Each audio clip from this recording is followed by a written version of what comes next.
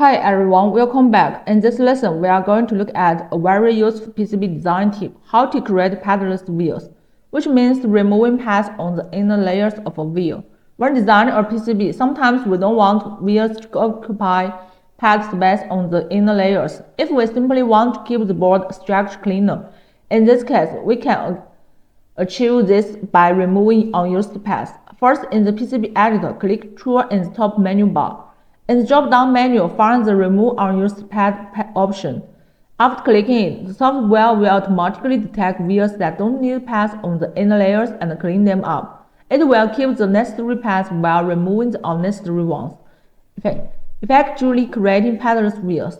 One thing to note is that this operation may remove pads of wheels on inner layers. If used incorrectly, it may affect board connectivity. So it's recommended to make sure your routing is finished before performing this step. And that's how you create padless wheels in PCB design. Mastering this little trick can help keep your PCB routing cleaner and more efficient. See you in the next lesson.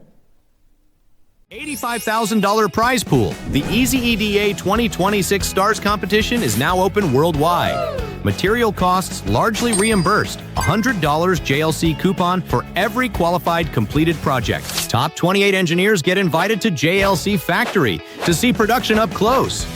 No pitch decks, no fluff, just working hardware. Submit your build now.